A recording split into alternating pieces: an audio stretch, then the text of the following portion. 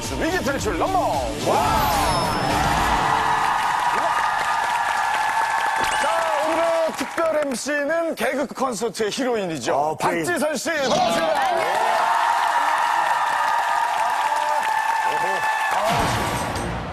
친구들과 자전거를 타기로 한 영진이. 너무 재밌어.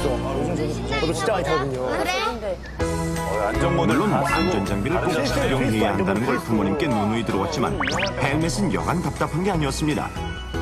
그래도 꼭 그래서 써야죠. 영진이가 쓴 해결책은 바로 헬멧을 쓰되 잠그지 않고 풀어두는 것. 그렇게 헬멧을 살짝 걸친 채 아이는 친구들과 함께 아파트 단지를 이리저리 누비며 신나게 달렸고 어느새 시간은 바람처럼 흘러 훌쩍 1시간이 지났습니다. 한편 아파트 한쪽에 세워뒀던 차에 시동을 건 민수 씨. 출발하려던 순간 어둠 속에서 갑자기 나타난 자전거 때문에 흠칫 놀랐는데 이때 차 옆에 멈춰서는 영진이. 야, 김영진, 이 자전거는 왜 그렇게 느리냐? 끼고 있네. 내게 얼마나 빠른데. 친구의 놀림에 화가 난 영진이는 힘껏 페달을 밟는데 바로 그 순간 주변에 아무도 없다고 확신한 민수 씨가 차를 출발시켰고 이렇게 해서 영진이가 탄 자전거는 차와 충돌하고 말았습니다. 이 사고로 영진이는 넘어지면서 안전모가 벗겨져 머리를 바닥에 그대로 부딪혔고 심각한 뇌 손상으로 얼마 후 사망했습니다.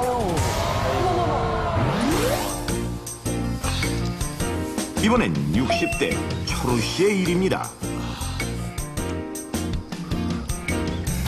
평생 건강을 자신하며 살아오다 얼마 전 건강검진에서 당뇨라는 충격적인 진단을 받은 철우 씨는 놀란 마음에 운동 삼아 자전거를 타기로 결심했습니다.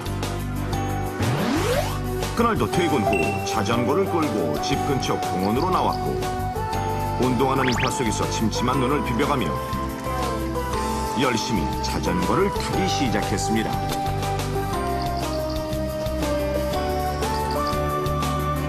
그러다 인적이 드문 한가한 길로 접어들자 비록 아까보다 어두웠지만 여유롭게 속력을 내며 달릴 수 있었는데 방심하고 있던 바로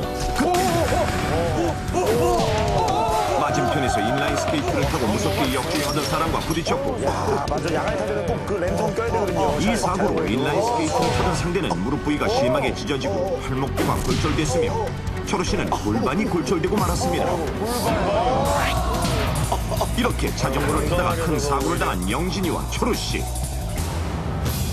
이처럼 운동을 위해 혹은 레저를 즐기려고 밤낮 없이 자전거를 타는 인구는 날이 갈수록 느는데 열풍이죠, 요즘. 다수의 이용자들이 기본적인 수칙을 지키지 않아 불의의 안전사고를 당하고 있습니다. 그 중에서도 응급실에 실려오는 대다수의 환자는 10대 이하의 아이들이며 자전거 사고로 인한 사망자 중 절반 이상을 차지하는 건 60대 이상으로. 오, 60대. 즉 아이들과 노인들은 자전거 안전사고의 사각지대에 놓여 있는 것이 현실. 그런데 대체 이들이 특히 위험한 이유는 뭘까요? 그것은 바로 자전거를 탈 때 반드시 지켜야 할 안전수칙 10개명 중 유독 아이들과 노인들에게 필요한 한 가지 수칙을 오히려 간과하고 제대로 지키지 않아서 사고로 이어지는 경우가 많은 것입니다. 자, 그럼 지금부터 자전거 안전사고 예방 수칙 10개명을 보시고 문제가 되는 마지막 한 가지를 맞춰주십시오. 먼저 안전수칙 첫 번째. 음주 후에는 자전거를 절대 타지 않고. 음주운전도 안 되는구나. 두 번째. 수시로 브레이크 등을 점검, 정비할 것. 중요하죠. 세 번째. 자전거를 탈 때는 반드시 헬멧을 착용하고. 네 번째. 가방과 짐은 짐칸에 단단히 고정하며. 다섯 번째. 이어폰과 휴대전화는 절대 사용 금지. 6번째, 도로에서는 차량과 같은 방향으로 우측 통행, 직선 주행하기. 일곱 번째, 방향을 변경하거나 정지할 때는 손신호를 사용하고. 여덟 번째, 주변에 보행자가 있으면 경보벨이나 말로 보행자에게 주의를 유도할 것. 아홉 번째, 내리막길에서 무리하게 속력을 내지 않기. 그리고 마지막으로 10번째인 바로 이것. 당한 것 같은데. 이 수칙은 특정 시간대에 해당되는 내용이며 만약 이걸 지키지 않을 경우 주로 치명적인 사고로 이어지는 것이 큰 특징입니다. 게다가 이 수칙은 언제 어디로 튈지 모르는 아이들의 특성과 성인에 비해 인지 능력과 행동 능력이 떨어지는 노인들에게는 필수 항목이라 할 수 있는데, 자, 그렇다면 자전거 안전사고 예방수칙 10개명 중 특히 어린이와 노인들에게 꼭 필요한 마지막 한 가지는 무엇일까요? 상당히 좋은 문제입니다. 자전거 안전사고 예방 수칙 10개명 중에서 하나가 빠져 있는데 노인하고 어린이들에게 필요한 요거. 오늘 너무 쉬운데요? 저도요, 쉬워요. 네네. 느끼셨어요? 저는 요즘 그 마포에서부터 반포대교까지 항상 자전거를 타고 왔다 갔다. 저는 저기 구로에서부터 마포대교까지 저도 타는데. 마포에서 반포라면 집이 마포시잖아요? 저 홍대 근처죠. 반포 여자들 만나러 가시는 거죠? 강남으로. 아, 그건 아니고요. 정말 몸을 위해서. 예. 저도 알 것 같아요. 아, 그래요? 저도 자전거를 세 대를 보려고 있어요. 그렇죠. 레저용, 시간에. 패션용, 산악용. 패션용! 한국에서 있어요. 예. 저도 답이 그냥 벌써 이 안에 확 파고들었고요. 예. 뭐 모르시는 분 있으면 먼저 좀. 저도 알겠어요. 그럼 제일 불확실한 제가 나왔어요. 예,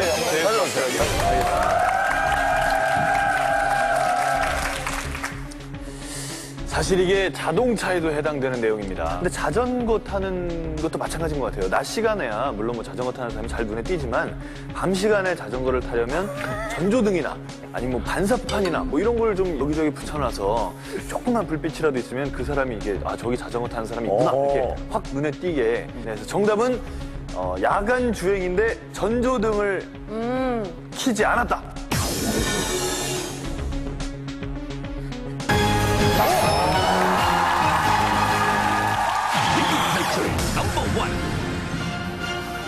정답은 어두운 야간에는 상대에게 자신을 알릴 수 있는 전조등과 반사등, 형광 반사 표시 등을 사용한다입니다. 반드시 붙여야죠. 매일 저녁 운동을 위해 자전거를 타며 야간 레저 활동을 즐기는 사람들이 넘쳐나는데, 반면 야간에 활동하는 인구의 증가로 인해 안전사고 역시 날로 늘어나고 있는 실정. 특히 조심성 없이 천방지축으로 돌발 행동을 하는 아이들이나 좋지 않은 시력과 더딘 반사 행동을 보이는 노인들의 경우엔 자칫 잘못하다가 차나 다른 사람과 부딪히는 사고를 유발하기 쉽습니다. 따라서 아이들이나 노인은 물론 야간 레저를 즐기는 이라면 누구나 어둠 속에서 눈에 잘 띄도록 자전거에 전조등을 켜고 빛을 받으면 반사에 반짝이는 반사등을 달고 몸에는 야광 밴드 등을 부착해 자신의 존재를 상대에게 알리는 것이 무엇보다 중요한 것.